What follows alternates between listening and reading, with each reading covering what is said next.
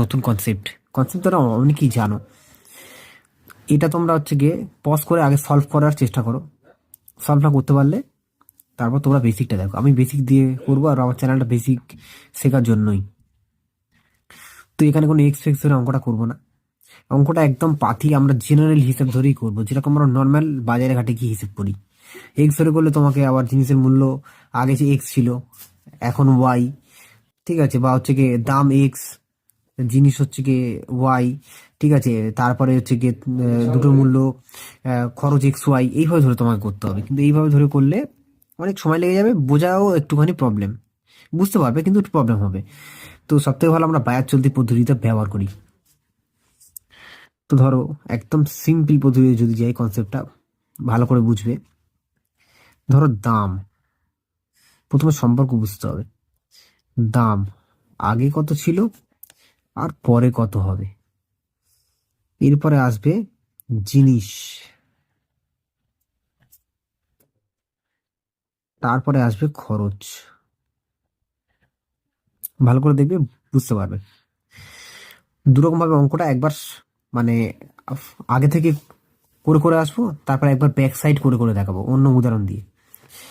আচ্ছা, ধরো দেখো দাম এখানে কি বলছে, 25% মূল্য বাড়লো, মানে কি আগে ছিল 100 টাকা, সেই জিনিসটার সঙ্গে আরো 25 টাকা বাড়লো, সেই জিনিসটার সঙ্গে আরো 25 টাকা বেড়ে হলো কত, 125 টাকা। জিনিস কিন্তু সেম, কিন্তু দামটা গেছে বেড়ে। ধরো আগে 100 টাকা দিয়ে আমরা যে জিনিসটা কিনতাম, সেটাই পরে হয়ে গেছে 125 টাকা। তারপরে লাইনটা বলছে 20% তুমি খরচ বাড়াতে পারবে। খরচ করতে আগে কত, 100 টাকা। খরচ করতে আগে 100 টাকা, এখন খরচ করবে কত, 120 টাকা। তাহলে আগে আমরা সম্পর্কটা দেখি। দেখো জামা জিনিস এবং খরচের মধ্যে কি যে সম্পর্ক থাকে, গুণের সম্পর্ক। যদি খরচ অপরিবর্তিত থাকে তাহলে কিন্তু তোমার রেশিওটা উল্টে যায়, কিন্তু খরচ তো অপরিবর্তিত নেই, খরচও পরিবর্তন হয়েছে না, তাই রেশিও পরিবর্তন হবে স্বভাবতই। ধরো 5টা জিনিস, প্রত্যেকটা জিনিসের এই 5 টাকা করে তুমি পেন কিনতে গেছো, একটা পেন 5 টাকা, তুমি কিনলে দুটো পেন, তোমার খরচ হবে কত, 10 টাকা। তাহলে সম্পর্কটা গুণের হলো। তাহলে তোমাকে এটা প্রাইস, একটার প্রাইস, তোমার কনজাম্পশন দুটো, তোমার এক্সপেন্ডিচার 10 টাকা। ঠিক আছে, এখানে পরিবর্তন হলে এখানেও পরিবর্তন হবে, স্বাভাবিক। তো দেখো, তাহলে দাম 100 টাকা, খরচও 100 টাকা, তাহলে জেনারেল আমরা একটা জিনিস কিনেছি, একটা জিনিসের দামই 100 টাকা, তাহলে খরচ 100 টাকা হবে। এটা হলো আগে, বুঝতে পারলে।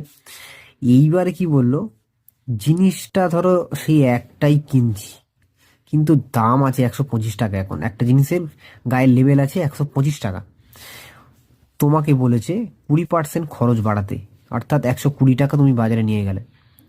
তাহলে দাম লেখা আছে 125, তোমার হাতে আছে 120, তোমার হাতে কিন্তু -5।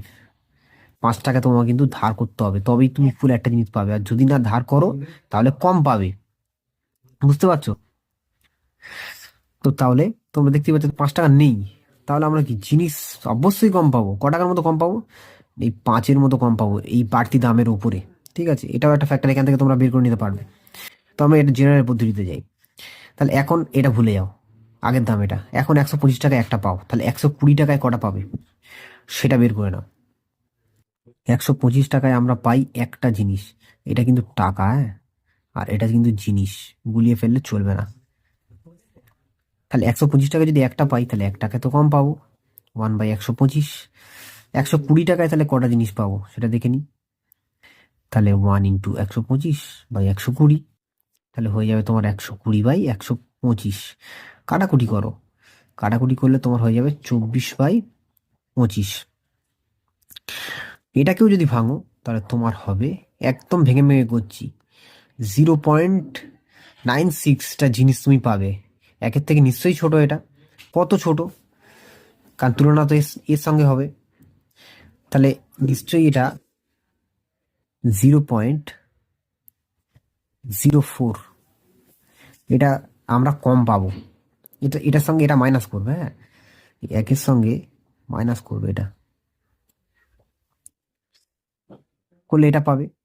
তাহলে একের মধ্যে আমরা এইটা কম পাই, একের মধ্যে আমরা এটা কম পাই, তাহলে 100-র মধ্যে কত কম পাবো, এটাই হচ্ছে তোমার ব্যাপার।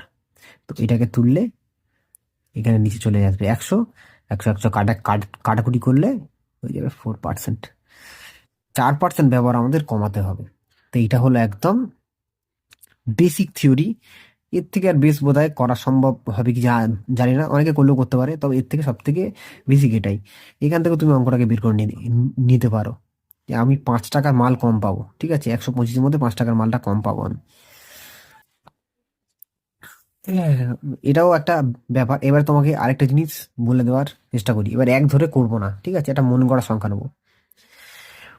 ধরো দাম আর ব্যবহার, ব্যবহারটাকে চেষ্টা করছি সেম রাখার, হ্যাঁ, যাতে খরচটা, কারণ আমাদের ব্যবহার কত কিছু বলেনি। ধরো দাম এখানে আগে, এখানে পরে, একটু ঘুরিয়ে আসবো, ঠিক আছে। ধরো ধরো 100 টাকা নিয়ে বাজারে গেলে, তুমি পেন কিনবে 5টা। 100 টাকা নিয়ে বাজারে গেছো, 5টা পেন কিনবে, তোমার খরচ হবে 500 টাকা। তোমার খরচ হবে 500 টাকা, ঠিক আছে। বললো দামটা বেড়েছে 25%, বললো দামটা বেড়েছে 25%, 125 টাকা হলো, ঠিক আছে। তুমি কিন্তু 5টা পেনই কিনবে, তুমি 5টা পেনই কিনবে, তাহলে তোমার খরচ হওয়ার কথা 5 দিয়ে 125-কে যদি তুমি গুণ করো, তাহলে তাহলে হবে 5 পঁচিশ সঙ্গে 100, তোমার 5 পঁচিশ সঙ্গে 125, আর 5-এ কি 5, 500, 125 500 হচ্ছে 625। তাহলে আগে 500 টাকা লাগতো, এখন তোমার লাগবে কত, 625 টাকা। কত বেশি লাগছে বলো তো? অনেক কনসেপ্ট কিন্তু তোমার কিন্তু ক্লিয়ার হয়ে যাবে। চ্যানেলটা সাবস্ক্রাইব করতে কিন্তু ভুলবে না। সেই জন্য আমি এত টাইম দিয়ে এটা করাচ্ছি। এক্স ওয়াই কিছু ধরতে হবে না, জেনারেল পদ্ধতি সলভ করে নেবে, মুখস্থ হয়ে যাবে। 100-র মধ্যে 125 টাকা তুমি বেশি পাবে, এটা মাইনাস করলে 125ই হয়। তাহলে 100-র মধ্যে তুমি কত পাবে দেখো, সেই তোমার 25% চলে আসছে,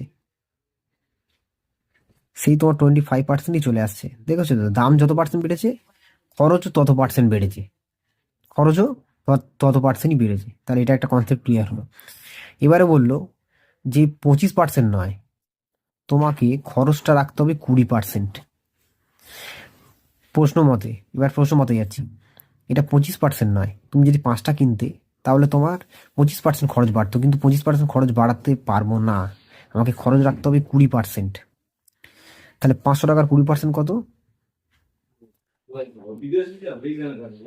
500 টাকার 20% হবে, আচ্ছা, 100-র মধ্যে যদি 20 হয়, তাহলে 500-র মধ্যে কত হবে?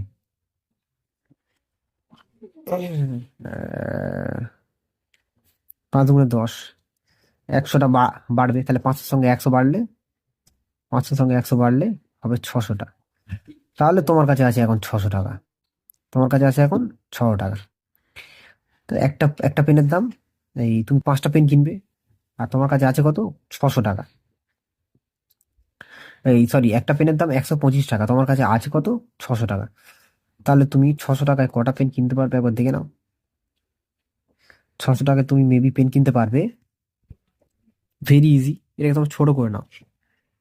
ছোট করে নিলে, আমি একেবারে করছি, হ্যাঁ, আমি যেহেতু করেছি, 24-এর 5 হবে।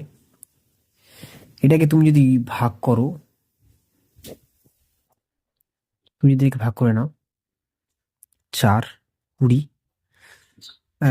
এটাকে 4 বসবে, পয়েন্ট খাবে 0, 5 ঠিক 40, 4.8। আগে তুমি ব্যবহার করতে 5, এখন ব্যবহার করছো 4.8, তাহলে 5 থেকে 4.8 তুমি বাদ দাও, ব্যবহারটা কত কমবে, 0.2। তাহলে আগের সঙ্গে তুলনা হবে তোমার, তাহলে 5-এ কমে 0.2, তাহলে 100-তে কত, পয়েন্ট তুলে এখানে 0, 5 × 2 = 100, 2 × 2 = 4%। হলো, দেখো এই অঙ্কটাতে নিয়ে এলাম। তো ব্যাপারটা এইটাই, তোমরা আশা করছি এর চেয়ে সোজা পদ্ধতি বা এত ইলাবোরেট করে হয়তো ইউটিউবে আর কোথাও পাবে না। তো তোমরা এইভাবেই করো, বা সহজ পদ্ধতি আরও বিভিন্ন চ্যানেলে আছে, সেটাও দেখে নেবে, কিন্তু এটাই মেন পদ্ধতি। তো এটা মনে রাখতে পারলে তোমাদের অটোমেটিক সব মনে থাকবে। থ্যাংক ইউ এতক্ষণ যদি ভিডিওটা দেখে থাকো, আর একটা লাইক শেয়ার আশা করছি তোমরা ভালোবেসে নিশ্চয়ই করবে। ধন্যবাদ।